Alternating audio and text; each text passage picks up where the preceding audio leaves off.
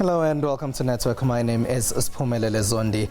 Now, South Africa recently held a TEDx on innovation. Many innovators got together in the country's capital, Pretoria, to discuss issues around what they do. School pupils also had a science expo in the east of Johannesburg. That's something we'll tell you about later in the program. Remember, we are on SABC Network on Twitter and Facebook, and we are on News Network at sabc.co.za on email. Let's start with your technology news from across the African continent.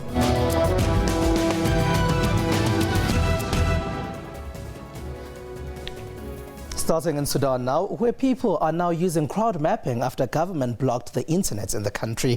There have been protests there, and President Omar al-Bashir has been facing heavy criticism. So people are now using this creative method to tell each other where they are meeting. These are the protests that have unsettled the Sudanese government. The country's residents are against the implementation of new cuts on fuel subsidies. The subsidies are causing the prices of gasoline and diesel to almost double. Many in the country were using the net to share their unhappiness and organize protests. Now there's no internet in much of the country, and the government is suspected of being the main culprit, as they thought crowds on the streets would be under control as a result. They've taken to crowdsourcing using their mobile phone. Demonstrators are now launching the Abina Crowd Map. This tool sends SMS-based reports of demonstrations to a crowd mapping platform. Contributors then verify, locate, and post stories. So people will still know where meetings and demonstrations are, and they join in should they wish. It will also continue to give some information to the international community on what's happening in Sudan. The court case of a woman accused of hacking the internet system of South Africa's Parliament's operations officer has been postponed to November 15. Cleopatra Musana's lawyer asked that his client be excused from attending the next court hearing. He said she now lives in Centurion, just outside Pretoria. The judge said a warrant of her arrest would be issued if she fails to be in court on the day.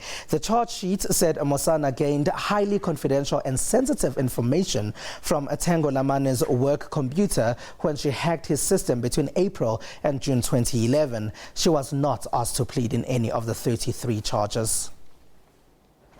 In the last month or so, the Postal and Telecommunications Regulatory Authority of Zimbabwe, POTRAZ, has been hard at work issuing ultimatums to telecom industry. In early August, the regulator advised mobile phone operators to cut off unregistered users. One internet service provider was also issued with a warning of closure if it did not get its house in order. And now the results are in. Here's producer Telecoms. On Monday, the X fell on more than 100,000 Net1 unregistered subscribers in Zimbabwe. The state-owned mobile operator disconnected these lines in compliance with the Postal and Telecommunications Regulatory Authority of Zimbabwe regulations. In early August, the regulator had ordered mobile phone operators to immediately switch off all unregistered lines. They said this was due to concerns that subscribers were engaging in criminal activities using unregistered lines. However, despite threats of fines or imprisonment by the regulator, Monday's action by Net1 was delayed. POTRAZ had set an August 31st deadline for mobile phone operators to disconnect unregistered lines. In the last week, Telecel Zimbabwe also announced it had switched off close to 100,000 unregistered lines. Outside of the mobile phone space, POTRAZ has cancelled the operating license for the internet service provider Valley Technologies. The regulator says it had issued Valley Technologies Chief Executive Mr. Zachary Wazara with a letter in August. The letter stated that Valley Technologies had failed to pay its license, spectrum and fees amounting to approximately 21 million rands since 2010. Mozambique's government wants to improve the country's digital home affairs records. It says an estimated 400 million rand is needed to do this. Deputy Minister of Justice Alberto Ngutumula says some people die without a proper registration of their birth. He says some deaths are also not registered because many people would be buried in the traditional way. Their families would then fail to inform authorities of those deaths. Safaricom wants to introduce M-Pesa to Kenya's popular matatu industry. This will enable commuters to pay taxi fares using mobile money. The matatu is a popular public transport system used in Kenya. Now, rather than carrying cash, commuters will be able to use the popular mobile money service M-Pesa to pay before hopping on. Matatu users will pay to the till number, which will be displayed on the Matatu. Matatu owners will then be able to withdraw funds collected on their tills to their M-Pesa accounts. Safaricom's corporate affairs manager Nzioka says this will be piercing into the multi-billion untaxed industry.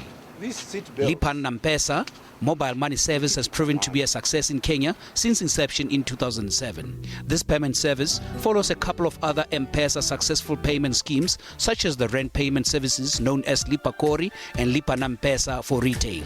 Safaricom has not yet given timelines for the planned service rollout.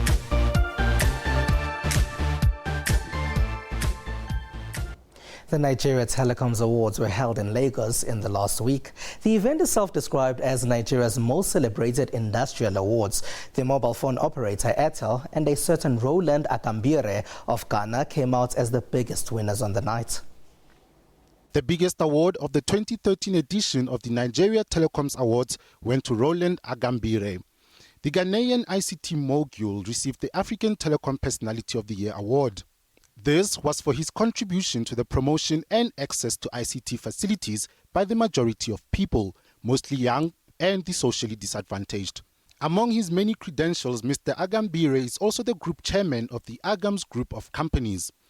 This is the company behind the ambitious plans for the construction of one of the biggest development enclaves and ICT parks in Africa, known as the Hope City. This park is estimated to cost over 100 billion rands until completion. Every successful business has a secret. At the awards, Airtel Nigeria was also named the most innovative telecoms operator in the country. Airtel also emerged as the best customer services operator. The awards organizers said Airtel had maintained a singular focus of exciting and delighting telecommunications consumers. They say Airtel has also taken its time to build a customer-centric organization. Now, it could be the biggest and baddest initial public offering the tech world has seen since Facebook. The Chinese e-commerce company Alibaba Group Holding has decided to pursue an IPO in New York. The IPO is hugely important to two of Alibaba's major shareholders, Yahoo and Japan's SoftBank. This is because Alibaba's market valuation would add billions of dollars to the two companies' assets. Alibaba is China's biggest internet company and is valued at around 1 trillion rand. Through its initial public offering, the tech giant will be selling its shares to the general public for the first time. This is the most anticipated internet IPO since Facebook's 160 billion rand offering last year. But the biggest story has been why this Chinese company has shunned the Hong Kong Stock Exchange for New York. Hong Kong's loss is New York's gain, but not just because they now get a $100 billion, presumably $100 billion valuation company on the exchange. And, you know, there is something really, first of all, we don't know who gets it, NASDAQ or NYSE. But it actually isn't as bad as it looks. So, yes, standards in the U.S. are totally different. All we can do now is to wait and see how the markets will react when Alibaba finally goes public. Twitter has launched an emergency alert feature. The microblogging site system will send notifications to users during emergencies and natural disasters. Twitter has served as a potential lifeline during Japan's devastating tsunami in 2011. The microblogging site was also immensely used by stranded American East Coast residents during 2012's Hurricane Sandy. These incidents have prompted the birth of Twitter's new emergency alert system. The microblogging site has collaborated with various government agencies such as America's Federal Emergency Management Agency, FEMA, and Tokyo's Disaster Prevention. The organizations will type tweets that will be tagged critical. The alerts will then be received by subscribers via push notification or SMS. FEMA Administrator Craig Fugate said that the service was at the cutting edge of disaster management in the age of smartphones. We seem to tell you a lot about BlackBerry's continuing problems. In the last week, there was much talk that the smartphone maker is headed for an acquisition. BlackBerry now says its second quarter results will feature slumping sales, a big operating loss, and hefty job cuts. Previously known as Research in Motion, the company was late to the game of consumer-friendly touchscreen smartphones. It bled market share to the iPhone from Apple Inc. and devices using Google's Inc. Android operating system.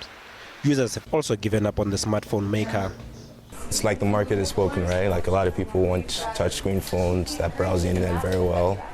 And it seems like BlackBerry just couldn't, create a phone that fit that demand.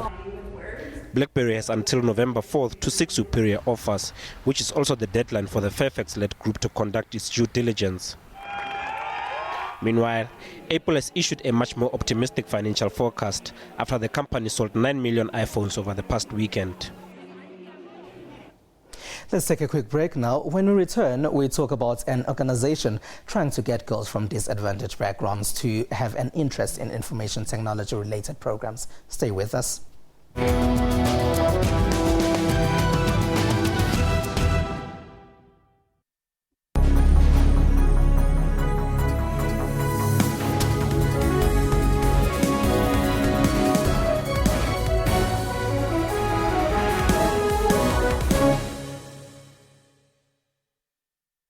Did you at any point imagine that you would find yourself in that position? We all hustle.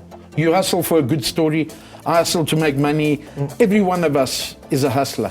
Glenn Agliotti, Yes. did you kill Brett Kebble? No, not at all. Why were you accused of killing Brett Kebble? Because it suited the NPA at the time and the Scorpions. That's Question Time, Channel 404.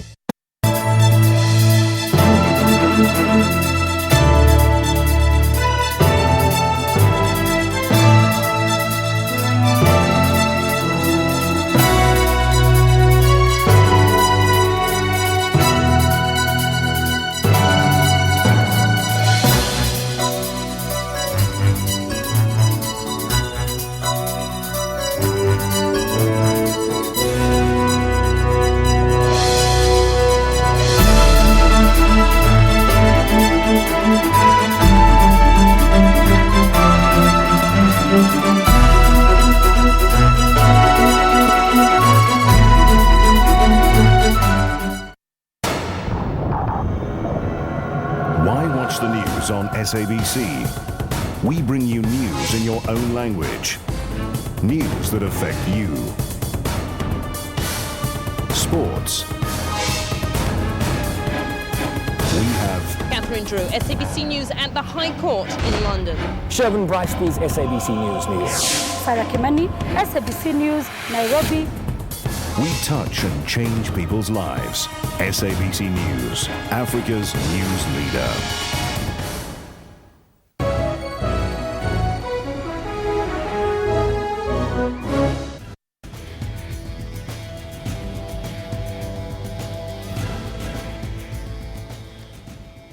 Welcome back and thank you for being a part of our network. The Eskom Expo is South Africa's largest school-level science fair. It encourages school children to explore the variety of careers open to them in the fields of science, engineering, maths and innovation. The expo ended on Saturday. Josiabo Masilela has the info for us. A bid to attract the youth to explore the world of science. Now in its 33rd year, the Eskom Expo for Young Scientists International Science Fair was bigger. This year's expo saw 664 projects submitted across 25 categories from 29 regions across the country. In 2012, the Eskom Expo for Young Scientists National Finals went beyond South Africa's borders. Countries such as Nigeria, Kenya, Namibia and Lesotho were among the participants. For many years, sciences have been male-dominated, and with this expo, Eskom is committing itself to encouraging girls to enter the competition and eventually pursue a career in sciences. Another highlight of this year's expo is the increase in the participation of rural and township schools. The number of these schools has increased from 51 to 67 this year. I always used to stress over those Eskom for Young Scientists projects when I was in school. Now, ThoughtWorks Pan Africa has just hosted its third South African Black Girls Code event. Its core objective is to expose girls of school-going age from underprivileged backgrounds to the world of software engineering in order to get them thinking of a career in information technology. Joining us in studio is Betty Enyonam Kumaho. She is the Regional Managing Director at ThoughtWorks Pan Africa. Hello and welcome. Thank you. Now, would you just briefly tell us about the work that ThoughtWorks does? So ThoughtWorks is really a software development company. So anyone who needs software that is not necessarily bought just off the shelf, if you need a custom designed and custom built, that's what you would come to ThoughtWorks for. All right, now you're not only in Africa, in fact you've just launched in Africa. So why did you choose South Africa and Africa? Well, just a bit of background. We're actually on every continent. We are on every continent now. We came to South Africa about a year ago, and really because we were expanding into Africa. It was the last continent, and we want to see a lot of change kind of in the IT industry on the continent. And South Africa is just a great bridge to the entire continent, so it made sense for us to start here. All right, so now this Black Girls Code, tell us about it. So Black Girls Code is actually started by an African-American electrical engineer, and she really saw that there wasn't sort of enough being done to get more black girls really into the IT field. I mean, out of all of the demographics, that's the one that we really want to see some improvement in. So she really started this curriculum and this program called Black Girls Code. And we've known Kimberly Bryant, who's the founder, for many years. We've been doing Black Girls Code in other ThoughtWorks offices. And so it seemed like a perfect opportunity to do it in Africa as well. Why black girls, though? Because black girls, out of all of the demographics, we're not seeing enough black women in IT. Even for us starting here, we're about 120 strong, and we don't have nearly as many female black developers as we would like. We probably have 2, 3. So we really want to see some change in that and see more women of black descent coming into the industry. How does the program work exactly? Do you go to schools? Do you go to their homes? Do you go to their villages? Well, the nice thing about Black Girls Code is that it's really a set curriculum that allows girls to get engaged and interested and in a fun way, learning about computers and learning about programming in particular. So right now, we've actually started doing this curriculum in our offices. In the last event, we actually partnered with BITS University to actually do it there. But it's open. We can do it in other places. We can go to other venues to actually do it. So the first 3 events we've actually done in our offices and with BITS so far. How many girls can participate, and how do they apply to be a part of it? It's just to contact us. We've actually been working with a few client service or community service organizations who've been referring people to us. If anybody's interested, you can go to our Facebook page, which is Black Girls Code Johannesburg, and put up some interest. We'll certainly be in touch. And just in terms of number of girls, we are seeing a lot of demand and a lot of interest. So it really kind of depends on the number of volunteers we can get to help. So we're also looking for other volunteers. The last event that we had about 50 girls. We had about 70 before that. So there's a lot of interest, and the more volunteers we have, the more we can kind of get the girls involved. And these volunteers you're talking about, what do they do? So they actually work with the girls on the various exercises. We try to have a high-touch environment, so we try to have 1 mentor for every 2 girls. And so this is just somebody who's kind of familiar with computers. We'll actually teach them the exercises so they can actually mentor the girls through it. Yeah. You say it's girls from disadvantaged backgrounds, and then it's Black Girls Code. Now, there's a white girl who comes from a disadvantaged home, maybe, who doesn't come from money. Can they attend? They can attend. We're not exclusive. We certainly are targeting black girls because we know we would like to see more of them in the industry. But yeah, we're not excluding. So. Right. The three that you've had in South Africa already, how did they work? What was the participation like? Oh, fantastic events, really fantastic events. They filled up very quickly. So we worked with Kliptown Youth Project. We also worked with Tomorrow Trust. And it was a great event. The girls were very excited, shy in the beginning, and then really opened up. Came up with some very imaginative ideas. It's great to see what 7-year-olds, 8-year-olds, 9-year-olds come up with in terms of how they can use technology. And it's great because, you know, you can see when they come in, they're not necessarily thinking that going into technology is a field for them. But by the time they've gone through the first 2 exercises, they're coming back again and again to build websites. And even one great project they came up with is to exchange books with each other. So it's great to see. You mentioned building websites and exchanging books, but what do they come up with at 7, 8 years old? That's one that they came up with at 7, 8 years old. Another one was a mobile application to actually learn different indigenous languages. So you don't only speak Zulu, you can actually go and find out how to say hello in all our languages. and other things. Some of them is fashion. They are 7-year, 8-year-old girls. Yeah. So yeah, some great ideas. Now, you've chosen South Africa as a start on the African continent, but what's the expansion plan? It's quite a big expansion plan. We do want to be across Africa. We call ourselves Pan-Africa because we want to span the continent. We're currently also in Kampala in Uganda, and also opening up in West Africa in Ghana. We want to be in a Francophone country after that. We're already looking at North Africa. So I think we see some growth towards at least 5-7 offices in the next 2 to 3 years. You mentioned that there are events, similar events in other parts of the world. Yeah. Are there differences now between what you are seeing here in Africa and what happens in other parts of the world? There are, but slight differences. I mean, the great thing about Black Girls Code is that the curriculum pretty much applies no matter where we are, and we found that with the last 3 events. But we do make sure that with every event that we put on, we're really being a part of the community and making sure that it's local. So we're talking about topics that are relevant to the girls here.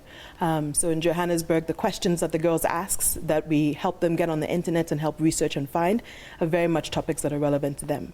And then we also find ways to support them going forward. So for here, for instance, we know that a lot of the girls going back don't have access to computers.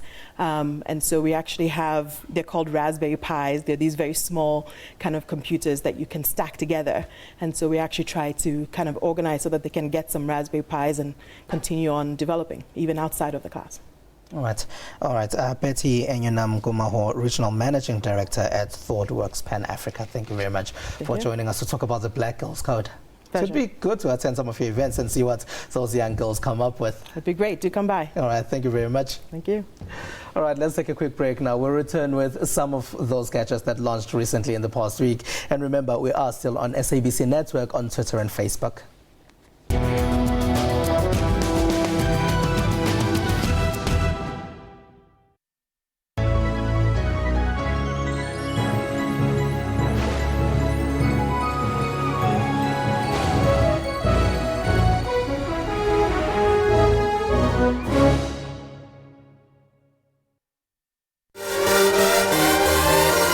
Hello, Africa, and welcome to this week's episode of Kaleidoscope. We'll be sampling the creme de la creme of entertainment, arts and culture, lifestyle, and travel.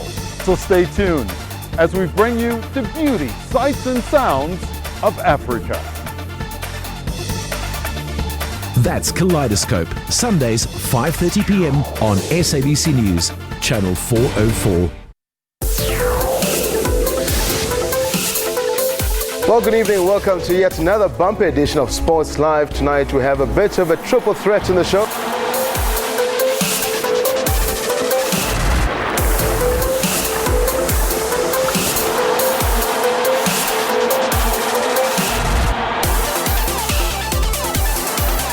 That's Sports Live, daily at 8:30 p.m. on SABC News, Channel 404.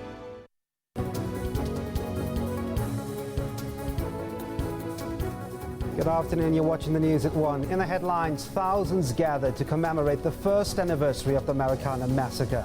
The ANC and the National Union of Mine Workers are boycotting the anniversary. Zwelinzima Vavi was a target of this conspiracy. There is no political conspiracy even on this matter. That's News at 1. Weekdays at 1 p.m. on SABC News, Channel 404.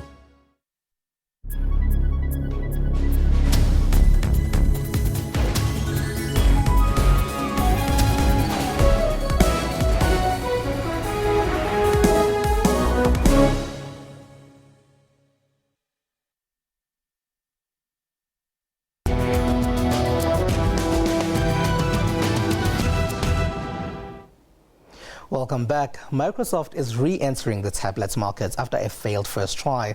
Samsung has finally launched the Note 3 and the Galaxy smartphone that got a lot of buzz when it was revealed a few weeks ago. Producer Lebose Jage tells us more about those gadgets.